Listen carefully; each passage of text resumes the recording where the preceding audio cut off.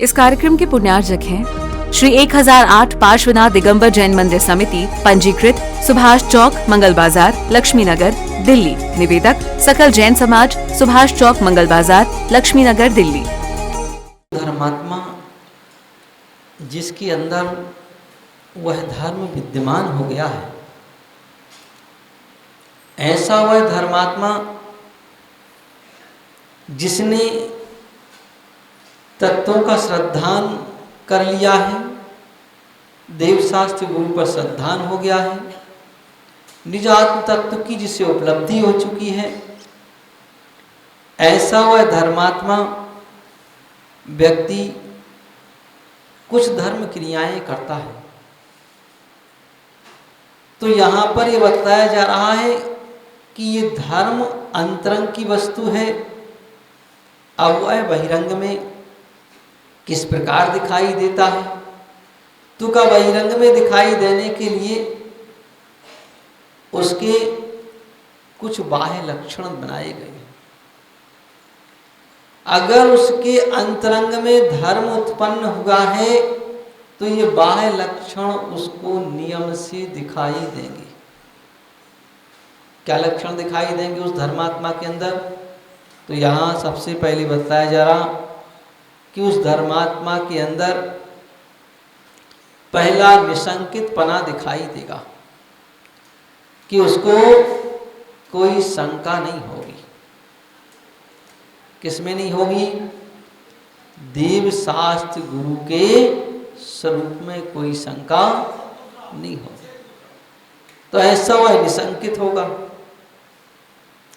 फिर वह दूसरा कहा कि निकांक्षित, उसको इस संसार से कोई आकांक्षा नहीं होगी।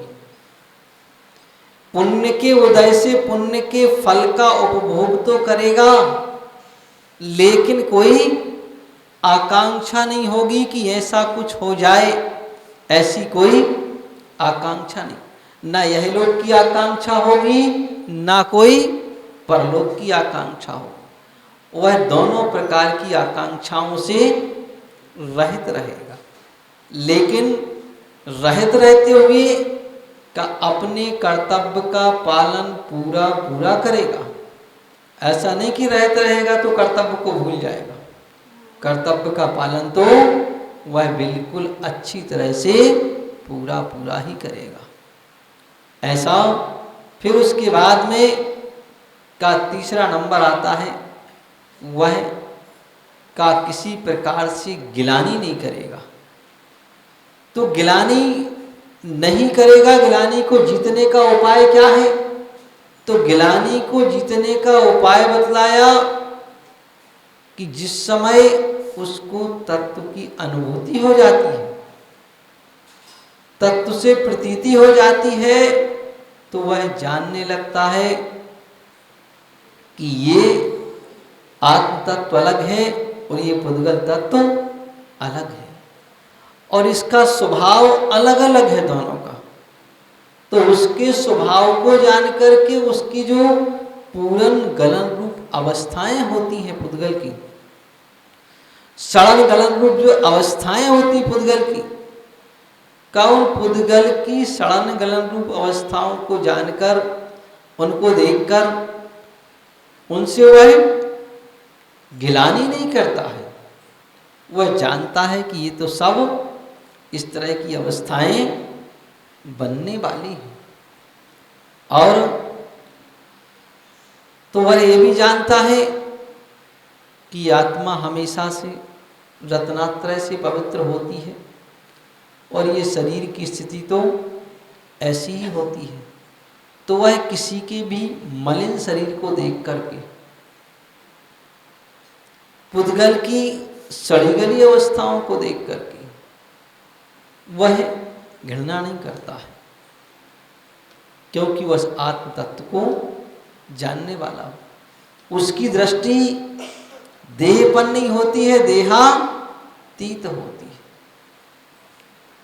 जिस समय का अष्टवक्र जी एक बड़े विद्वान थे, उनका नाम ही अष्टवक्र। वह शरीर उनका 8 जगह से टेढ़ा था, तो वह अष्टवक्र बड़े विद्वान थे और एक बार वह राजा की सभा में पहुंचे तो उनको देख करके लोग, विद्वान लोगों ने हंस दिया, हंसने लगे। तो अष्टवक्र जी बोले सभा में मुझे ऐसा लगता है कि शायद विद्वान तो कोई है ही नहीं, मात्र चमार ही हैं। क्या है चमार? मतलब जो केवल चमड़ी को देखते हैं, अंतरंग के गुणों को नहीं देखते हैं, वही तो चमार है। तो इस तरह कहा कि जब हमारी उस चमड़ी को इनने देखा और हंसने लगे, गुणों की ओर कोई दृष्टिपात नहीं किया, तो कहा कि ये तो सब यहाँ चमार विद्यमान है। और इन चमारों की सभा में मैं बोलूं तो क्या बोलूं? कोई विद्वान होता तो कुछ बोलता, लेकिन विद्वान तो कोई दिखाई नहीं दे रहा। तो इस तरह का जिसकी दृष्टि केवल बाह्य में होती है, अंतरंग में नहीं होती है, वह बाहर की क्रियाओं को देख करके ही घृणा और ईर्ष्या करने लग जाता है। तो वह उस चीज को जीत नहीं पाया, गिलानी को जीत नहीं पाया, इसलिए उसके अंदर वह निर्वी चिकित्सा अंग नहीं आ पाया। और जब निर्वी चिकित्सा अंग नहीं है तो फिर काम नहीं बनेगा।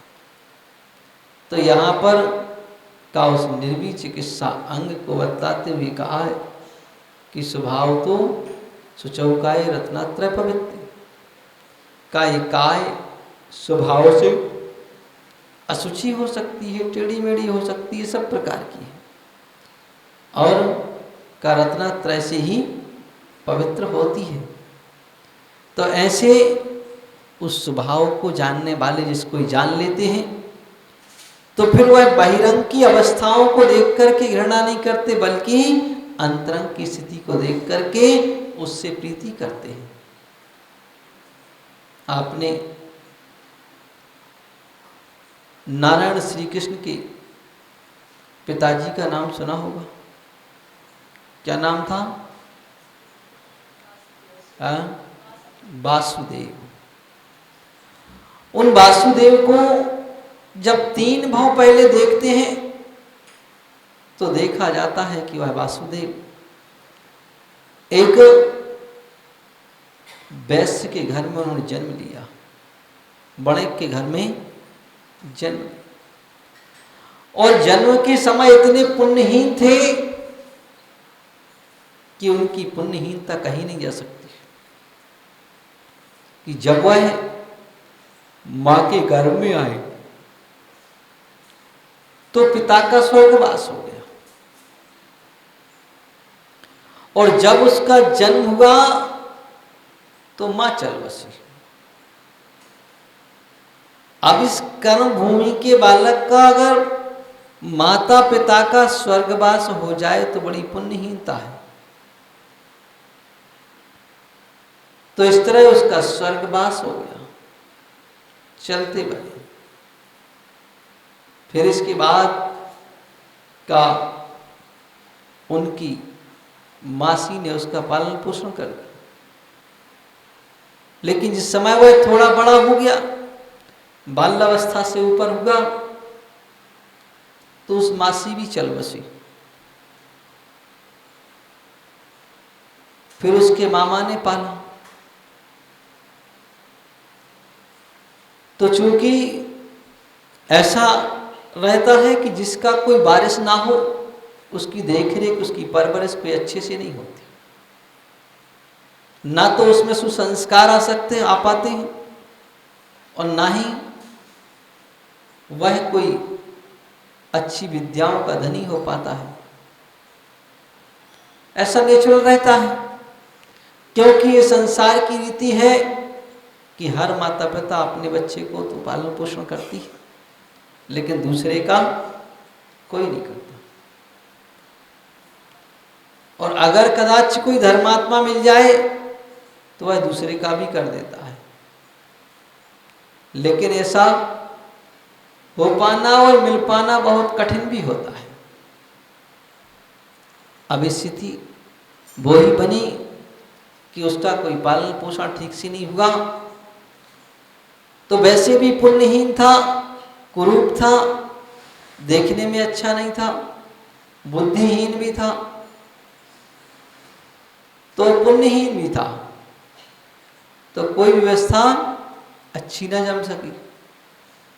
ऐसी स्थिति को देख करके का उनके जो मामा के पुत्र थे उन्होंने घर से निकाल दिया उसे, बोले निकलो यहाँ से, तुम्हारे अंदर कोई एक भी लक्षण अच्छा दिखाई नहीं दे रहा है। उसने भी सोचा अब क्या करें। अगर मानव के अंदर कोई कला हो तो वह मानव अपना जीवन आसानी से निकाल लेता है, जी लेता है, क्योंकि मानव में मुख्यतः दो कलाएं ही मुख्य होती हैं। वैसे तो कलाएं 72 कहीं हुई, कला 72 जीव की, तामे दो सरदार, एक जीव की आजीविका, दूसरा भेद विज्ञान।